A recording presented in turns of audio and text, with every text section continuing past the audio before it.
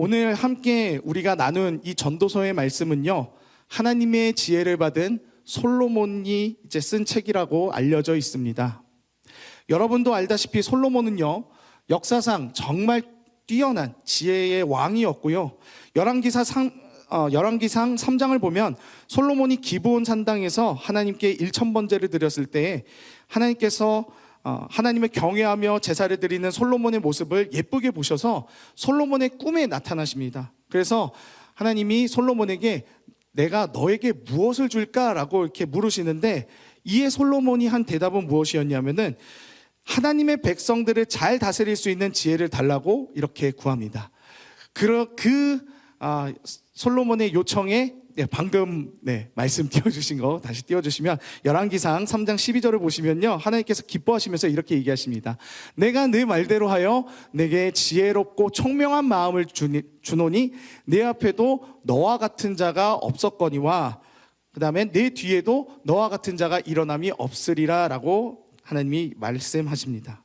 그러니까 인류 역사상 전무후무한 그러한 지혜를 하나님께서 솔로몬에게 부어주신 것을 볼 수 있는데요, 이 세상을 창조하신 하나님의 지혜가 들어간 솔로몬은 오늘의 전도서를 통해서 하나님의 창조 질서 원리와 그리고 하나님의 진정한 지혜를 적으면서 이 땅을 살아가는 우리들에게 하나님의 방법과 질서와 또 진정으로 따라가야 되는 하나님의 지혜를 가르치고 있는데요, 하나님께서 솔로몬에게 주신 지혜를 통해 오늘 우리에게 이야기하시는 것이 무엇인지 같이 함께 나누도록 하겠습니다.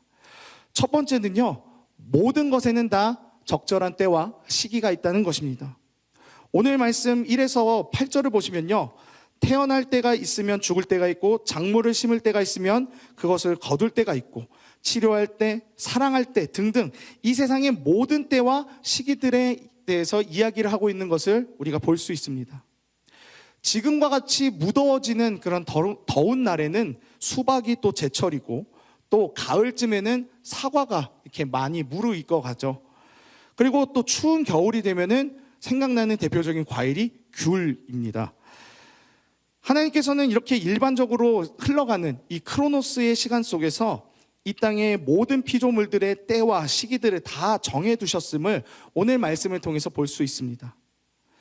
인생은 타이밍이다라는 이야기가 있을 만큼 이 세상에는 적절한 때와 타이밍이라는 것이 존재하는데요, 라면을 3분 40초 이상 끓이게 되면 꼬들꼬들한 이 면발을 얻을 수 없듯이, 그리고 또 축구 경기에서 수비수와 골문이 비어있는 상황에서 홈런을 날리면 그 어떤 경기에서도 승리할 수 없듯이 하나님이 우리에게 주신 이 물리적인 크로노스의 시간 속에서 우리는 제때에 오는 이 기회를 잘 잡아야 합니다. 기회에 대한 재미있는 이야기가 있는데요, 사진을 한번 띄워주시겠어요? 네. 여러분, 이 사진에 있는 사람이 바로 그리스 신인데 바로 카이로스라고 하는 기회의 신의 모습입니다. 그리스 사람들은요, 이 기회의 신인 카이로스의 모습을 앞머리는 길지만 뒷머리가 없는 이런 모습으로 표현했습니다. 그리고 또 발을 보시면은 날개가 달려있죠. 네, 조금 이따가 설명하겠지만 이게 무슨 뜻이냐면요, 기회라는 것이 먼저 이제 혹은 제때 발견하게 되면은 카이로스의 이 긴 앞머리를 딱 잡음으로써 제대로 우리가 기회를 잡을 수 있지만, 근데 이 기회라는 것을 뒤늦게 알아차리고 다시 이 기회를 잡으려고 할 때에는 카이로스의 이 뒷머리가 없는 것처럼, 그리고 아까 여러분 그의 발목에 날개가 달려있는 걸 볼 수 있었는데, 이미 그가 발에 날개가 달린 것과 같이 쉥 하고 지나가기 때문에 그 기회는 이미 뒤늦게 알아차리고 잡으려고 할 때에는 이미 사라지고 없다, 그리고 잡을 수도 없다라는 것을 이 카이로스의 신의 모습을 통해서 그리스도인들은 이렇게 표현을 했습니다. 지나간 버스는 다시 돌아오지 않는다라는 그런 말처럼 우리 삶 가운데에서 때를 놓친 기회를 다시 잡기란 이렇게 너무나도 어렵다는 것을 우리가 볼 수 있는데요, 하나님의 지혜를 받은 솔로몬은 오늘 말씀 1절에 범사의 기한이 있고 천하 만사의 다 때가 있나니라고 이야기를 하면서 하나님은 우리가 살아가고 있는 이 물리적인 크로노스의 시간 속에서 카이로스라고 하는 그 기회를 주신다는 것입니다. 이 카이로스는 기회라는 뜻이 있기도 하지만 평생 동안 기억되는 어떤 개인적인 경험의 시간이라고 또 의미하기도 합니다. 예를 들어서 짝사랑했던 그 상대한테 고백했을 때, 그 상대가 내 고백을 받아줬을 때와 같은 그런 순간이라든지, 아니면 저처럼 아이가 태어나가지고 인생 처음 아빠가 되는 그런 순간이라든지, 또 내가 원하고 바라던 직장에 붙어서 처음 출근하는 그런 순간이라든지, 이 모든 것은요 그저 평범하게 흘러가는 그 크로노스의 시간 가운데에서 우리 인생의 카이로스라는 특별한 시간들로 남게 됩니다. 그런데 이 카이로스라고 하는 기회, 특별한 순간들을 맞이하기 위해서는 우리가 평범한 일상이라고 생각하는 이 크로노스의 인생들, 이 시간들을 충실히 살아가야 한다는 것입니다. 내일은 내일의 태양이 뜨듯이 어제와 오늘이 같지 않고 오늘과 내일이 결코 같지 않다는 것입니다. 어쩌면 오늘은 내일의 카이로스를 잡기 위해 허락된 크로노스의 시간일 수도 있습니다. 그러기에 우리가 살아가는 이 하루하루는 결코 그냥 헛되이 보낼 수 있는 것이 아니요, 또 우리 삶에 주어지는 순간의 사건들이 그저 이유 없이 맞닥뜨려지는 것이 아니라는 것입니다. 하나님께서 이 땅 가운데 우리를 주님의 도구로 세우시기 위한 하루하루의 시간들이고, 또 결국에는 하나님께서 우리를 통해 일하실 그 특별한 순간, 카이로스의 시간을 위해서 우리를 때로는 고난과 또 고민들 속에서 밀어넣으시면서 우리를 성장시키게 하시기 위한 그런 시간일 수도 있다는 거죠. 사랑하는 여러분, 지금 여러분들은 어떤 때를 지나고 있습니까? 우리의 모습과 연령이 다양한 것만큼 분명히 우리가 지금 지나고 있는 각각의 시간들은 전부 다 다를 것입니다. 그러나 여러분, 지금의 이 시기를 하나님께서 나를 온전한 하나님의 백성으로 세워가시는 하루하루라고 생각하시면서 주님의 때를 기다리며 살아가는 저와 여러분이 되길 간절히 소망합니다. 우리 삶이 언제나 하나님의 때를 위해 준비되는 하루하루의 삶이라고 해석한다면 우리의 매일의 이 삶들은요, 지금 이 순간, 이 매일의 매 순간들은 특별한 카이로스의 시간일 것입니다. 우리 앞에 주어져 있는 그 모든 순간들을 그저 흘려보내는 것이 아니라 지금은 하나님 나라를 위해서 실력 발휘를 하기 위해 준비하는 때로 우리가 매 순간 최선을 다해 살아가야 한다는 것이죠. 두 번째는요, 모든 것이 다 하나님의 주권 아래 있다는 것입니다. 인간은 하나님이 만드신 것과 또 하나님의 때를 정해둔 것들을 또 자신의 편의대로 바꾸기 위해서 정말 많은 과학적인 발전들을 거듭해 왔습니다. 여름에만 먹을 수 있는 과일을 비닐하우스를 통해서 매 계절 먹을 수 있게끔 또 과학이 이렇게 발전시켜 왔고요.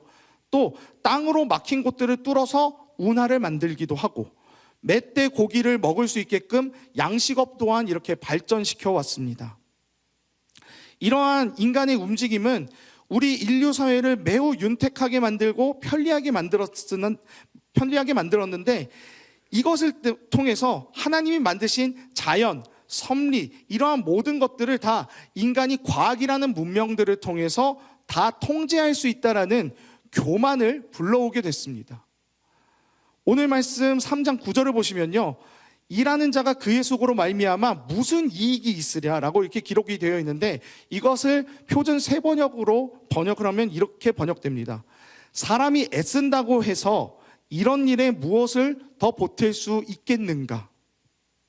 이것은 사람이 애를 써서 어떻게 하나님이 정하신 섭리와 때를 거스를 수 있겠는가라고 이렇게 물으면서 말하는 것입니다. 아무리 사람들이 과학이라는 문명과 지혜와 지식으로 애를 쓴다고 할지라도 하나님이 정하신 뜻과 때를 결코 거스를 수 없다라는 것을 이야기하는 것이죠.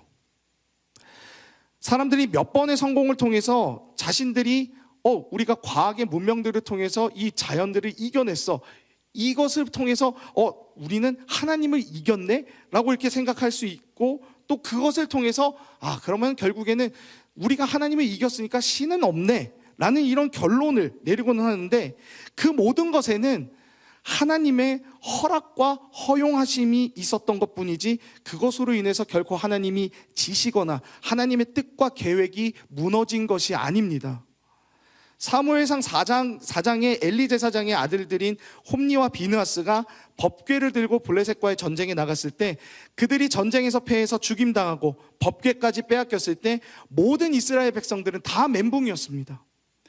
법궤를 메고 전쟁에 나갔음에도 불구하고 심지어 제사장들이 직접 나가가지고 전쟁에 나갔는데 결과는 전쟁에서의 패배와 그리고 전쟁에서의 죽임당하고 또 그 하나님의 임재 그 자체인 법궤마저 빼앗겼다라는 이 결과는요, 그들의 모든 신앙들이 무너졌음을 뜻하고 세상 사람들로 하여금 너희가 믿었던 하나님 다 거짓이었구나, 그동안 너희들 하나님 섬긴다고 여러 가지 진짜 소나 염소, 새 그렇게나 바치면서 열심히 했는데 결국 결과가 이게 뭐냐, 봐봐라 하나님 없다 라는 이러한 결론을 도출하게끔 이 블레셋과의 전쟁이 이렇게 된 것입니다. 아마 이스라엘과 블레셋과의 전쟁에서 이스라엘의 패배는 모든 사람들로 하여금 방금 얘기한 것처럼 하나님은 헛된 분이고 또 그분의 뜻은 다 무너졌다라고 생각하게 만들었을 것입니다. 그러나 사무엘상 5장을 보면요, 블레셋이 빼앗은 법궤가 블레셋의 도시 아스돗으로 가서 그들의 신상인 다곤 신 곁에 섰을 때 다곤 신상이 훼손되고 또 훼손된 다곤 신상이 하나님의 법궤 앞에 무너져 있는 것을 볼 수 있습니다. 뿐만 아니라 법궤는요, 블레셋의 여러 도시들을 다닐 때마다 하나님께서는 그곳을 악성 종기로 심판을 하시면서 결코 하나님의 존재와 능력이 헛된 것이 아님을 증명하셨습니다. 이렇게 하나님의 존재와 능력이 헛된 것이 아님에도 불구하고, 그렇다면 왜 사무엘상 4장과 같이 홈니와 비느하스가 참가한 전쟁에서 제사장이 이렇게 법궤를 들고 참가한 그런 전쟁에서 왜 이런 참담한 결과가 일어나게 됐을까요? 왜 주님은 아무 능력을 발휘하지 않으시고 침묵하셨을까요? 그것은 홈니와 비느하스가 제사장임에도 불구하고 그들이 하나님의 뜻대로 행하지 않으며 오히려 하나님의 뜻을 거스르는 자들이었기 때문에 그렇습니다. 사무엘상 2장 12절을 보시면요, 엘리의 아들들은 행실이 나빠 여호와를 알지 못하더라 이렇게 얘기합니다. 이 엘리의 아들들은 방금 얘기한 홈니와 비느하스입니다.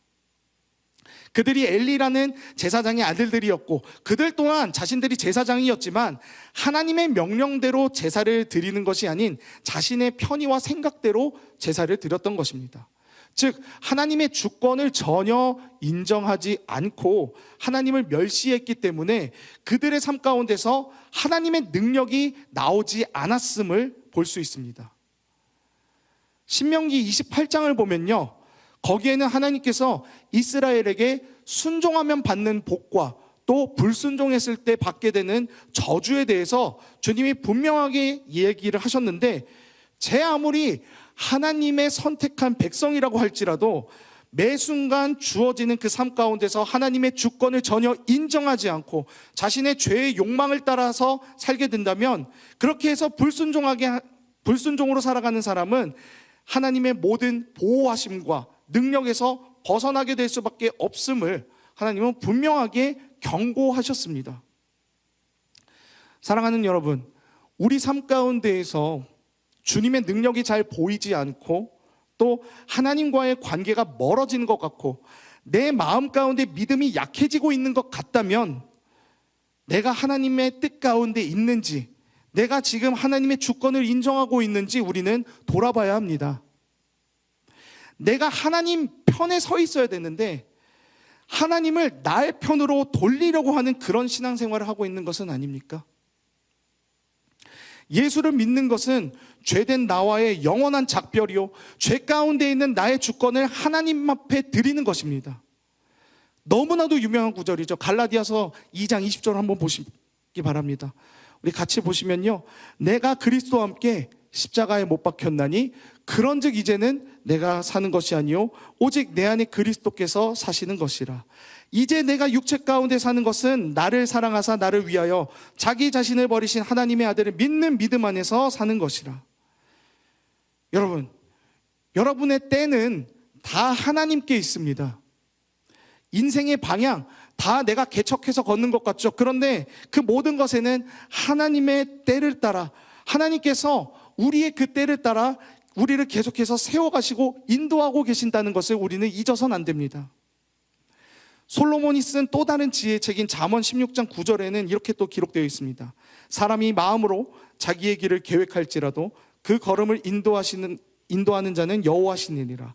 이렇게 기록이 되어 있고요. 예레미야 10장 23절을 보시면은 여호와여 내가 알거니와 인생의 길이 자기에게 있지 아니하니 걸음을 지도함이 걷는 자에게 있지 아니하니이다 라고 이렇게 고백하는 것을 볼 수 있습니다.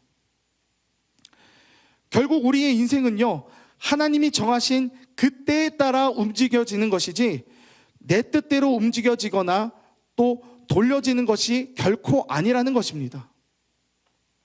다만 우리의 인생길 가운데에서 하나님의 허락하심과 허용하심, 그 가운데 내 뜻이 이루어지는 것처럼 보여지는 것뿐이지 사실 모든 것에는 다 우리가 하나님의 계획 안에 움직여지고 있다는 것을 우리는 잊어서는 안 됩니다. 자, 그렇다면은 우리는 하나님의 그냥 뜻대로 움직여지기만을 기다리면서 그냥 가만히 있으면 될까요? 그건 아닙니다.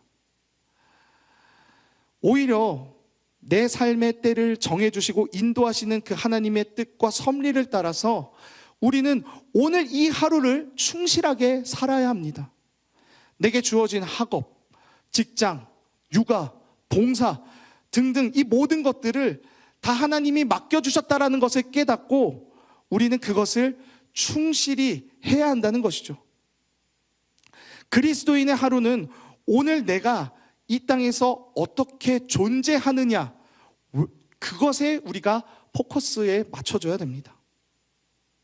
오늘 주어진 이 시간이 그저 지나가는 크로노스의 시간으로 내가 주님과 별개의 모습으로 존재를 했느냐, 아니면 늘 매순간 나는 나에게 요구되어지는 그 작은 믿음들을 행하면서 오늘 이 하루를 주님과 함께 동행하며 매일 만나는 그 카이로스의 시간으로서 예수 그리스도의 자녀답게 나는 존재하였는가? 우리의 삶은 거기에 초점을 맞춰야 한다는 것입니다. 우리의 인생이 하나님의 주권을 인정하면서 하나님의 말씀에 들어올 때에 거기서 하나님의 일하심이 시작됩니다. 그래서 우리가 마지막으로 나누고 싶은 세 번째는요, 세상과 나의 계절이 아닌 하나님의 계절을 살아가자는 것입니다. 우리나라는 요즘 온난화 때문에 많이 무너지긴 했으나 그래도 사계절이 꽤 뚜렷한 나라라고 알려져 있습니다. 그런데 어떤 나라는요, 여름만 내내 있는 나라가 있고 어떤 나라는 겨울만 내내 있는 그런 나라가 있습니다. 사람은 계절을 따라서 농사도 짓고 또 그에 따라서 라이프 스타일을 다 자기가 개척을 합니다. 하나님께서는 모든 나라 또 모든 사람의 때를 다 같게 만드시지 않으셨습니다. 어떤 사람은 축복의 때를, 어떤 사람은 고난의 때를 지나게 하십니다. 하지만 그 가운데에서도 우리 주님은 우리를 향한 그 하나님의 뜻을 이루어 가십니다. 오늘 말씀 10절을 보시면요, 하나님이 인생들에게 노고를 주사 애쓰게 하신 것을 내가 보았노라 라고 이렇게 기록되어 있습니다. 이걸 표준 세번역으로 보면요, 이제 보니 이 모든 것은 하나님이 사람에게 수고하라고 지우신 짐이다 라고 이렇게 말하는 것을 볼 수 있습니다. 여러분, 하나님께서 수고하라고 우리에게 짐을 이렇게 주신 이유는요, 우리를 미워하셔서가 아닙니다. 수고를 통해서 우리 인생의 믿음과 소망과 인내를 얻게끔 하시기 위함도 있고요, 또 수고를 통해서 세상을 통해 그 기준대로 세워진 나의 계절을 벗어나서 하나님의 계절과 때에 들어오게끔 우리 삶 가운데 깨달음과 자기 부인할 수 있게끔 주님은 우리 가운데 때로는 고난을 주시면서 인도하신다는 것입니다. 오늘 말씀 마지막 11절을 보시면 하나님이 모든 것을 지으시되 때를 따라 아름답게 하셨고 또 사람들에게는 영원을 사모하는 마음을 주셨느니라. 그러나 하나님이 하시는 일의 시종을 사람으로 측량할 수 없게 하셨다라고 하시는데요, 하나님의 때를 따라 사는 인생은 이 말씀처럼 아름답다라고 말합니다. 나의 때를 사는 인생과는 결코 비교할 수 없는 아름다움이죠. 결국 하나님께서 솔로몬의 지혜를 통해서 우리에게 말씀하시는 것은 무엇이냐면, 하나님께서 우리 인생의 모든 로드맵을 알고 계시고 또 그때를 다 인도하고 계시며 함께 이끌어가고 계시니 너희는 두려워하지 말고 오직 주어진 하루하루를 하나님의 날개 아래 그 인도하심의 때에 따라서 날마다 주님과 동행하며 최선을 다해 살아가라고 말씀하시는 것입니다. 비록 내 삶의 모든 끝들을 다 알 수가 없기에 하나님께서 우리를 그렇게 우리 삶의 모든 마지막을 알 수 없게끔 주님께서 그렇게 우리를 디자인하셨으나, 중요한 것은 하나님은 모든 피조물의 아름다움과 때를 다 아신다는 것입니다. 우리가 그 하나님의 주권 아래에, 하나님의 계절 아래에 있다면 하나님께서는 우리의 모습, 우리의 라이프 스타일 등 우리의 모든 것들을 다 내가 계획하고 생각한 것 이상으로 우리를 빚어가시고 준비시키시며 완성시키신다는 것입니다. 이제 말씀을 정리하겠습니다. 사랑하는 여러분, 우리가 인생을 살면서 무엇을 갖느냐, 어떤 것을 성취하느냐, 이런 것에 따라서 우리의 시간과 노력을 쓸 때가 참 많습니다. 그러나 우리 그리스도인들은요, 거기에 초점을 두는 것보다 오늘 하루 내가 어떻게 존재할 것인가 라는 것에 초점을 두었으면 좋겠습니다. 주님은 오늘도 우리에게 적절한 때와 시기를 주시면서 우리를 아름답게 빛나게 하시고 또 하나님 나라 백성으로 살아가게끔 오늘도 우리를 인도하고 계십니다. 우리 인생에 가장 큰 카이로스가 있다면 여러분 어떤 것일 것 같나요?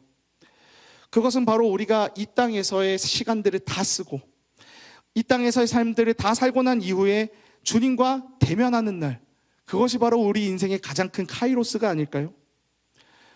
우리 인생에서 주어진 이 하루하루의 시간들, 이 모든 순간들의 이 시간들은 하나님 나라, 또 천국이라 불리우는 가장 큰 기회를 잡기 위해 준비되어지고 세워지는 모든 시간들입니다. 하나님께서는 우리에게 각각의 때를 던져주시면서 우리를 빚어가게끔 하실 것입니다. 우리는 하나님께서 주시는 그 때에 맞춰서 최선을 다해 살아가면 됩니다. 그 빚어가시고 세워가시는 그 시간들을 나의 뜻대로, 나의 멋대로 하기 위해서 튕겨지는 삶이 아니라 주님의 계절 가운데에서 익어져가는, 그렇게 해서 주님 아래에서 보리가 익으면 익을수록 고개를 숙이듯이 우리도 주님의 계절 아래에서 익어지며 주님 앞에서 겸손해지는 저와 여러분 모두가 되길 소망합니다. 지금의 때는요, 전쟁을 하고 있고요, 또 나라와 외교의 정세들이 매우 분주하고 혼란한 가운데 있지만 그 가운데서도 우리가 하나님의 때와 뜻을 잘 분별하면서 부끄럼 없이 하루하루를 하나님의 뜻대로 매 순간 나에게 주어지는 그 작은 믿음들, 나에게 주어진 그 모든 일들을 다 최선을 다해서 행하며 예수 그리스도 자녀답게 하루하루 존재해 나가는 저와 여러분 모두가 되길 소망합니다.